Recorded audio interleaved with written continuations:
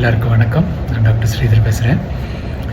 இந்த ஷார்ட் வீடியோவில் பிளட் குரூப்ஸை பற்றி கொஞ்சம் டிஸ்கஸ் பண்ணலாம். ஸோ நம்ம இரத்த அணுக்கள், சிவப்பு இரத்த அணுக்கள் இருக்கிறதுல பிளட் குரூப்னு ஆன்டிஜன் பேஸ்ட் இருக்கும்.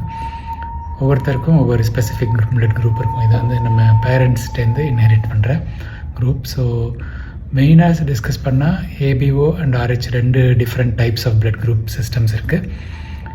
ஏபிஓவில் வந்து நமக்கு எந்த பிளட் குரூப் வருதுங்கிறது ஜெனட்டிக்ஸ் மூலமாக டிசைட் ஆகுது. ஸோ நம்ம பேரண்ட்ஸ் என்ன குரூப்பு அதை பொறுத்து நம்மளோட குரூப் வரும்.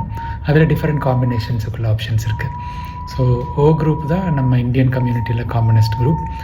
ஏபி. ஸோ இந்த 4 குரூப்பும் வரும் இந்த ஏபிஓ சிஸ்டமில். ஓ குரூப்னால் 0 ஆன்டிஜன். ஸோ அதில் ஸ்பெசிஃபிக் ஆன்டிஜன் கிடையாது. ஒரு பேரண்ட்டுக்கு ஓ குரூப், இன்னொரு பேரண்ட்டுக்கு ஏ குரூப் இருக்குது. அந்த மாதிரி இருந்தால் பேபியோட blood group either O R A வரும். நம்ம ஏ இருக்கும், ஏ ஆர் பி குரூப்பாக இருந்தோம்னா அதுலேயும் ஸ்ட்ராங் ஏ, அதாவது ஹோமோசைகஸ் ஏன்னு இருக்குது. கம்ப்ளீட்டாக ஏ இல்லாமல் ஒரு ஓ ஒரு ஏ இருந்ததுன்னா ஹெட்ரோசைகஸ்னு சொல்லுவோம். ஸோ அவங்களுக்கு வந்து குழந்தைங்களோட blood group system will be according to the which half comes to the baby.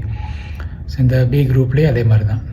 ஒரு பேரண்ட் ஏ ஒரு பேரண்ட் பி இருந்ததுன்னா பேபி ஏபியாக வரும். அண்ட் அவங்களோட குழந்தைக்கும் either they can give A or B from them. So நம்ம பிளட் குரூப்லேருந்து ஒரு half of the antigen goes to the baby. நம்ம ஹோமோசைகஸ் ஏஆர் இருந்தோம்னா ரெண்டுமே ஏஆர் இருக்கிறதுனால பேபிக்கு ஒரு ஏ போகும் நம்மள்டேருந்து. இன்னொரு குரூப் என்ன வருதுங்கிறது நம்மளோட பார்ட்னர் ஒரு ஒய்ஃபோடது இல்லாட்டி ஹஸ்பண்டோடது குரூப்பை பொறுத்து இருக்குது. அவங்களுக்கு ஓவாக இருந்ததுன்னா பேபி ஏ இல்லாட்டி ஓவாக வரும். அவங்க குரூப்பு ஏஆர் இருந்ததுன்னா பேபி ஏ திருப்பி வரும். பி ஒரு பேரண்ட் ஏ ஒரு பேரண்ட் பின்னா either it can be AB or AB according to the combinations. இந்த பிளட் குரூப்போட இம்பார்ட்டன்ஸ் என்ன? ஸோ நம்ம பிளட் டிரான்ஸ்ஃபியூஷன் கொடுக்குறோன்னா கண்டிப்பாக அது மேட்ச் ஆகி கொடுக்கணும். ஓ குரூப் இண்டிவிஜுவல்ஸ் வந்து யூனிவர்சல் டோனர்ஸ். அவங்க ஆன்டிஜன் ஒன்றும் இல்லாதனால அவங்களோட பிளட்டு யாருக்கு வேணால் கொடுக்கலாம். அதே மாதிரி ஏபி பிளட் குரூப் வந்து யூனிவர்சல் ரெசிபியன்ட். அவங்க வந்து எந்த குரூப் பிளட் வேணாலும் எடுத்துக்கலாம். Theoretically speaking, of course cross match test எல்லாம் பண்ணிட்டு தான் கொடுப்பாங்க. பட் இந்த ஓ அண்ட் ஏபி வந்து யூனிக்.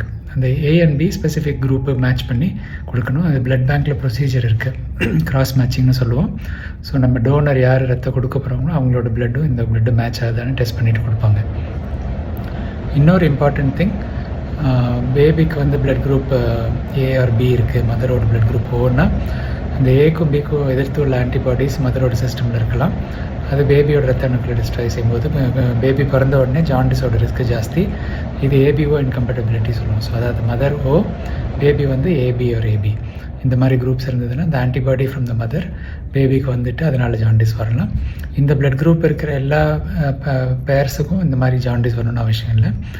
டிசிடி டெஸ்ட்டுன்னு ஒரு ஆன்டிஜன் பாசிட்டிவாக இருக்கிற டெஸ்ட் இருந்ததுன்னா அதோட ரிஸ்க் ஜாஸ்தி. இந்த ஏபிஓ சிஸ்டம் தவிர இன்னொரு சிஸ்டம் காமனாக யூஸ் பண்ணுறது ஆர்ஹெச் சிஸ்டம். அதான் நம்ம பிளட் குரூப் சொல்லும்போது ஓ பாசிட்டிவ் ஏ பாசிட்டிவ் சொல்லுவாங்க. அந்த பாசிட்டிவ்ங்கிறது ஆர்ஹெச் சிஸ்டம். ரீசஸ்ங்கிற மங்கி குரூப்லேருந்து கண்டுபிடிச்சதுனால ஆர்ஹெச்னு ஷார்ட் ஃபார்ம் வச்சாங்க. இதில் you can have positive or negative.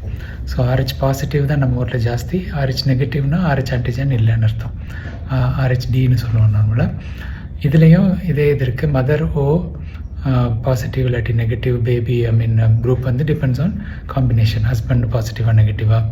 So mother நெகட்டிவாக இருந்து ஹஸ்பண்ட் பாசிட்டிவாக இருந்ததாலும் you have a 50% chance of baby being positive or negative.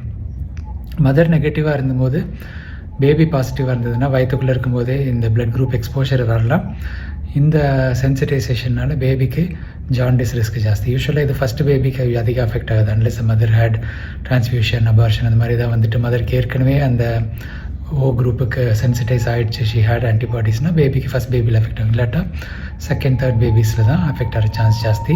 இந்த மாதிரி ஆர்ஹெச் டிசீஸுங்கிறது கொஞ்சம் கூட சிவியர்.